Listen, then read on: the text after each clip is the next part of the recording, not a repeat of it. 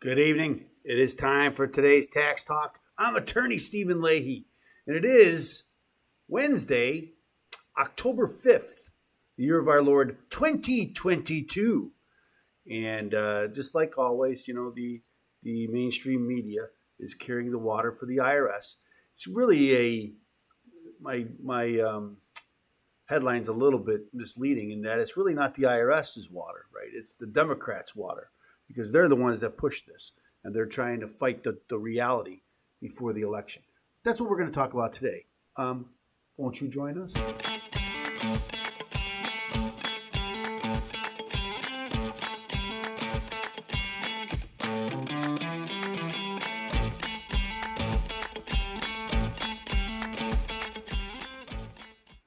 As I mentioned, it's not really the mainstream. The mainstream media is carrying the water for the Democratic Party because, again, they passed the Inflation Reduction Act.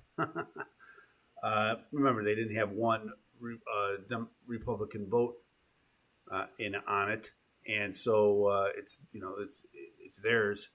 If in fact it's going to lead to more audits for regular Americans, and I think I've shown many ways where that's obviously true, then it's going to hurt them at the polls. And of course, before it happens, you can't, they can deny it all they want and say, oh, no, that's not what we're doing. We're only going after the rich. We always hear that, don't we? They're always going after the rich. And the rich means you, and it means me. And we ain't rich. And they're going after us. And that's just the way it is. It's usually business owners, and that's my clients, right? Business owners. That's who they say is the tax gap, right? Many of the business owners make more than $400,000, but not everybody does. Many business owners that they say contribute to the tax gap make less than $400,000, and so and I've already said many times why that is, and how are they going to train auditors unless they start with people that make less than $400,000? The answer is, of course, they have to. How can you train auditors? But let's read some of the stories, and then we will pick them apart as we go. That's just the way it's going to work. So let's do that. Okay, so here's the first story. I think this is CBS News. Weeks before midterm elections, Republicans warned of an army of 87,000 IRS agents that will harass Americans. What do you think Ms. Sarah Ewald Weiss thinks? Wise, whatever her name is. What do you think she thinks at CBS? For weeks, Republicans have been telling voters across the country that Joe Biden and Democrats will be sending an army of 87,000 IRS agents to audit everyday Americans, to dig deeper into their pockets, to pay for unfunded liberal programs like student loan forgiveness. Who's going to pay for student loan forgiveness? I wonder who's going to pay for that. Leading up to the midterm elections, GOP candidates are running campaign ads featuring the claim and vowing to stop the IRS once Republicans control Congress again. Where did the idea originate? And is there any truth to it? Here's what to know about whether the tax man cometh. So she's going to tell us what we should know. Where did Republicans come up with that number? The 87,000 figure comes from the Treasury report released in May 2021. So the administration's Treasury report, which evaluated a proposal to provide the IRS with an additional $80 billion in funding. Well, that's what they got, $80 billion. That amount of money has since been approved, courtesy of the climate, healthcare, and tax law passed earlier this year. This is what they call the Inflation Reduction Act, ma'am. Because it ain't the reduction. The analysis showed that over 10 years, the IRS could add nearly 87,000 full-time employees. But nowhere does it say how many employees would be auditors versus other kinds of IRS employees, except for more than half of the money is going to be spent on enforcement. And so what does that tell you? More than half of these people are going to be in auditing and enforcement. I mean, that's what the law says, spells it out. Like customers But nowhere does it say how many employees would be auditors versus other kinds of IRS employees, like customer service staff, who can help taxpayers process their payments and receive refunds. So these are good. It's going to be good for you. The figure also represents the gross number of employees that could potentially be hired, not the that total of the agency faces attrition over the next decade. Well, that's already in the budget to refill those positions. So they're going to lose some people, and they lose people every year, and they hire new people given the budget that they already have. So if you're adding to the budget, these are additional 87,000 people, not the people that are being replaced. What are Republicans saying about the IRS agents? It varies. But look, she's going to take the most extreme. Watch. On social media, some are saying IRS agents will be armed. Well, some will be armed, won't they? We already know they bought 700,000 rounds in the first couple of months of this year. That's a fact. They haven't denied that. Others, like Washington GOP Senate candidate Tiffany Smiley, are capitalizing on the sheer size of the number. Well, it's a pretty big number, and I think it's safe to say that people are shocked by it. It's insane that Joe Biden and Patty Murray are sending a stadium full of IRS agents to force families making less than $75,000 to pay for someone else's law degree. Isn't that what's happening? The many people under $75,000. I think the vast majority of audits are for people under $75,000 because that's who gets the earned income tax credits. North Carolina Senate candidate Ted Budd complains in another ad that Mr. Biden has spent recklessly. Well, hasn't he? And now he wants 87,000 more IRS agents to cover his tab. Doesn't he? Isn't that true? Meanwhile, House GOP leader Kevin McCarthy is vowing to repeal the 87,000 agents in Republicans' first bill if they win the majority. Don't they have isn't that their prerogative?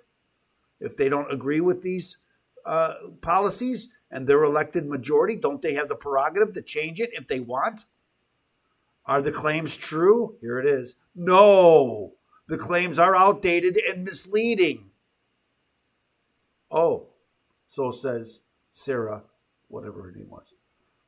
While the IRS will be getting $80 billion from Inflation Reduction Act, passed in August, the IRS has not yet released a plan for the money. So they haven't released a plan, so it's got to be false. Can't they not release the plan because they don't want us to know before the election? In August, Treasury Secretary Janet Yellen sent a memo to IRS Commissioner Charles Rettig, directing the agency to deliver the plan within 6 months on how the funding will be used over the next decade. Yellen also had another directive for the agency regarding new personnel and which Americans shouldn't see more audits. Not prohibited, they just shouldn't. Any additional resources, including any new personnel or auditors that are hired, shall not be used to increase the share of small business or households below the $400,000 threshold that are audited relative to historical levels. She wrote it in a letter. Well, it's got to be true then, doesn't it? In a separate letter to Senate Rettig, a Trump appointee, which makes him bulletproof, right? He is as far left as any of them. More so, he's trying to keep his job because they're trying to bump him out of there. And I'd say if he's right after the election, he's going to be gone because they're already interviewing his replacement. She wrote in a separate letter, absolutely not about increasing audit scrutiny on small businesses or middle-income Americans. So 2 members of the administration has said, oh, no, it's not true. So therefore, it's not true. So what is the IRS spending on, if not 87,000 agents? Of the $80 billion in funding, nearly $46 billion was allocated to go toward enhanced enforcement as the IRS looks to close the so-called tax gap. As I explained, the tax gap is really small business people. That's the tax gap because they don't know what you make. So it's all a guess. They estimate how much that small business people make that they don't report. That's what it's not about the millionaires and billionaires. That's not the tax gap, which currently stands at an estimated $600 billion annually. And it depends on how much they want. But when they were trying to pass us, they were telling us it was $1 trillion annually. But the regular figure is really around 300 billion. That's what they usually say. Now it's 600 billion or a trillion because they're trying to justify this doubled the size of the IRS. And 7.5 trillion over the next 10 years. Apart from enforcement, the money is also being used for improving taxpayer services and technology. Yeah, it's not all going towards new agents. The resources to modernize the IRS will be used to improve taxpayer services, from answering the phones to improving IT systems. Yeah, so they'll go from answering the 10% of, or less than 10% of the calls to maybe 25% of the calls, and that'd be a huge improvement. And to crack down on high income and corporate tax evaders who cost the American people hundreds of billions of dollars each year. The IRS has been facing growing challenges over decades, which has been exacerbated by the coronavirus pandemic. Some of the technology used by the agency dates back to the 1960s, and it still functions. In both reports and testimony before Congress, taxpayer advocate Aaron Collins has described IRS employees having to manually enter information line by line from paper returns. Well, why is that? Because they didn't buy scanners. They should have bought scanners 10 years ago. Would have saved a lot of them. But here's the thing. They don't have a lot of paper returns anymore, right? They're all done electronically. 95% of individual returns are done electronically. They don't need to do this. She was called paper returns kryptonite in numerous warnings to Congress. Her mid-year report in June stated that the agency had a backlog of 21.3 million unprocessed paper returns at the end of May. That number has come down, though. The IRS recently said it had 6.2 million unprocessed individual returns as of September 23rd, including 4.6 million paper returns to be reviewed and processed. The IRS has also struggled with the customer service load. Its workforce remains at similar levels of 1970s, despite a growing population and additional responsibilities, and actually less responsibilities, since a third of all of those employees in the 70s or more were in a category that does not even exist anymore, and it was data processing, tax return processing, which they don't even have a line item for anymore. They're gone. They don't need them. In the last tax filing season, the agency was able to pick up about 10% of the calls, less than 10%, an issue that frustrated both Republican and the Democrat lawmakers. They're just trying to do the right thing. What will those hired by the IRS do? Filling vacant positions. Mostly, this is just not true. The IRS is on the verge of losing more than 50,000 employees who are set to retire over the next 5 years. The last 5 years, there weren't any retiring. It's already in the budget to replace them. The majority of new employees will place the standard level of staff departures over the next few years, said a Treasury official, adding that the new staff will be hired to improve taxpayer services and experienced auditors who can take on corporate and high-end tax evaders. You can't hire experienced auditors. There aren't any. They're not coming to work for the government. They have to be trained by the government. Without increasing audit rates relative to historical norms for people earning under $400,000. You see how they always couch us under? On the enforcement side, the IRS has lost 40% of its complex revenue agents needed to go after high-end tax evaders over the past decade. Why is that? The agency is working with the same number of auditors dealing with the complex work as it had in World War II. And now they have computers that do a lot of this work automatically. Just a fraction of employees across the entire IRS are armed. The Criminal Investigation Unit is a small division within the agency with less than 2,000 employees, less than 3% of the total workforce. So if they're going to double the workforce, aren't they going to double the number of Criminal Investigation Unit? Maybe more than double it. They have the funds. And within that unit, only special agents are armed. So even fewer than 2,000 employees working there. Today, the unit deals in matters such as narcotics and money laundering. Recently, it's been on, so they're busting down doors for going after narcotics. No, they're not. Recently, it's been part of the task force tracking Russian oligarchs' assets. And that's why they have to be armed. They're fighting the Russians. Actually, they're not fighting the Russians. So here's another story in Yahoo Finance. Republicans warning of army of 87,000 IRS agents that will harass Americans. Oh, okay, it's the same story actually. Do more IRS agents mean you're getting audited?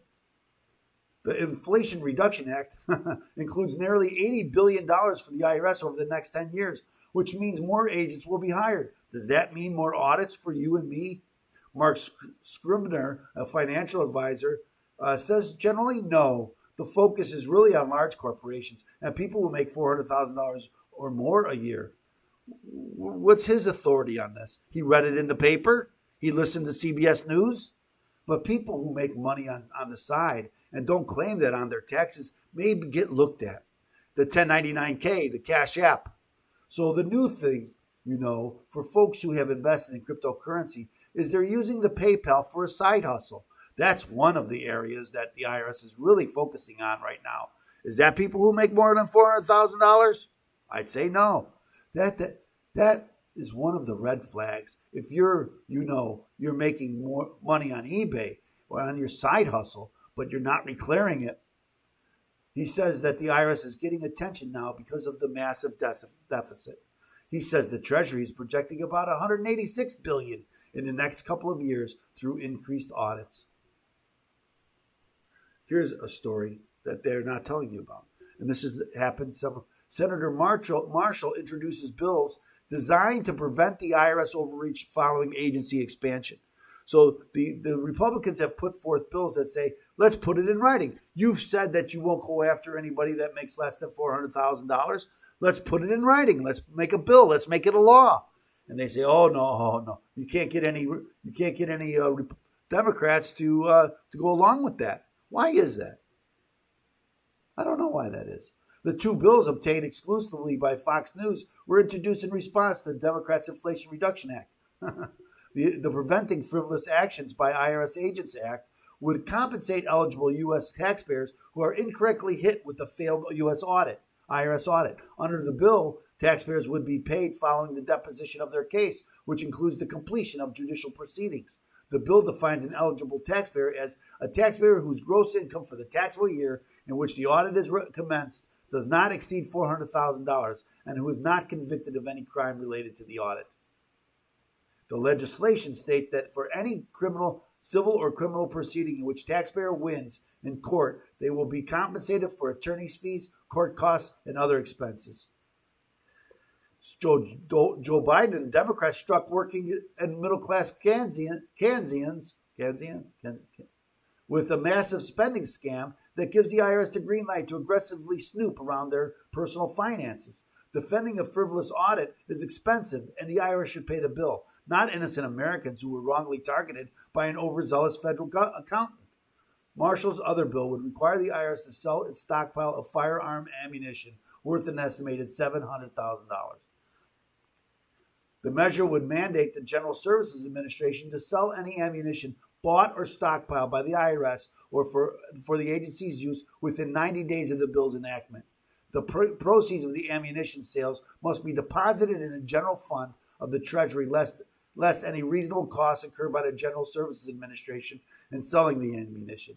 The IRS currently possesses a massive ammunition stockpile. Joe Biden wants the IRS to squeeze every cent it possibly can out of law-abiding American taxpayers, and this ammo must be sold before federal law enforcement can potentially use it to threaten and oppress citizens.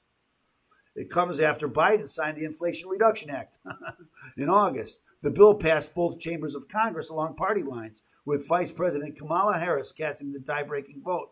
The Inflation Reduction Act, hailed as a climate, health, and tax bill, includes an $80 billion boost to the IRS over a 10-year period, with more than half intended to help the agency crack down on tax evasion. The agency could afford an additional 87,000 employees, more than doubling its current size with that amount the Biden administration projected last year.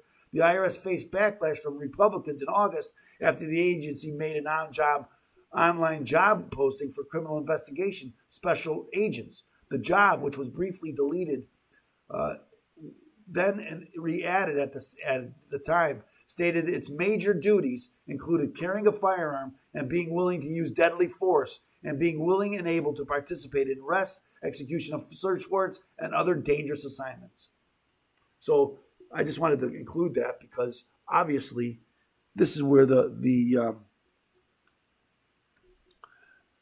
is, if they really wanted to protect people who make $400,000 or less, they'd make it a law. They could pass a law that says that, but they won't do that, will they? And by the time you realize what's going on, it'll be 2 or 3 or 4 years from now, because that's how long it's going to take them to hire the bull. And it's going to take them a while to hire them and then get them trained. And so by the time that happens, all of these people who are telling you it's not going to happen are going to be gone. And there's no accountability there. And they all know the truth. And now you know the truth.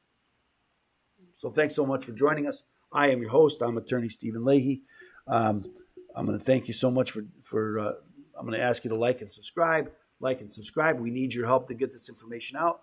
More people have to see this, so we need your help to do so. If you have a problem with the IRS, if you're fighting the IRS, you should get a copy of my book, Deal with Your IRS Problem Today. Go to freeirsbook.com. That's freeirsbook.com. We will ask for a small shipping and handling charge, but the book is free, and all of the bonuses that go along with it are also free. So go to freeirsbook.com. Get your free copy. Thanks so much for joining us. We'll be back tomorrow with another edition of today's Tax Talk, and I hope you join us then. Until then, out.